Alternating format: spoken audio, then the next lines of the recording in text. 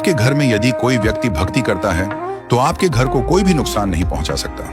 जब तक विभीषण जी लंका में रहे तब तक रावण ने चाहे जितना भी पाप किया हो, परंतु विभीषण जी के पुण्य और भक्ति के कारण रावण सुखी रहा और शासन करता रहा। परंतु जब विभीषण जी जैसे भागवत वत्सल भक्त को रावण ने लात मारकर लंका से निकल जाने के लिए कहा, तब से रावण का विनाश आरंभ हो गया।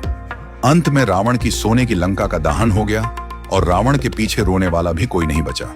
ठीक इसी प्रकार हस्तिनापुर में जब तक विदुर जी जैसे भक्त रहते थे तब तक कौरवों को सुख ही सुख मिला। परंतु जैसे ही कौरवों ने विदुर जी का अपमान करके उन्हें राज्यसभा से जाने के लिए कहा और भगवान श्री कृष्ण जी ने विदुर जी से कहा, काका अब आप तीर्थ यात्रा के लिए प्रस्थान कीजिए, कौरवों के विनाश का समय आ चुका है। विदुर जी ने हस्तिनापुर छोड़ दिया और उसी समय से कौरवों का पतन प्रारंभ हो गया।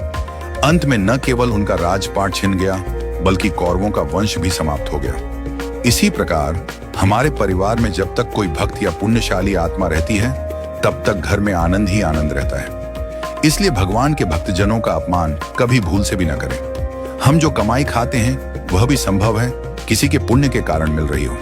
इसलिए सदा आनंद में रहें और यदि कोई भक्त आपके परिवार में भक्ति करता हो तो उसका अपमान न करें, उसका सम्मान करें और उसके मार्गदर्शन में चलने का प्रयास करें। अपनी धन दौलत, पद प्रतिष्ठा और शक्ति पर कभी अहंकार न करें, क्योंकि उसी व्यक्ति की बदौलत आपका संसार रूपी रथ चल रहा है। वही व्यक्ति आपका असली धन है, असली पूंजी है, जो आपको भक्ति के मार्ग पर ले जाएगा। यदि वह व्यक्ति एक बार आपके जीवन से चला गया तो समझ लीजिए कि आपका सबसे बड़ा आध्यात्मिक धन चला गया और यह मान लीजिए कि भगवान आपसे दूर चले गए।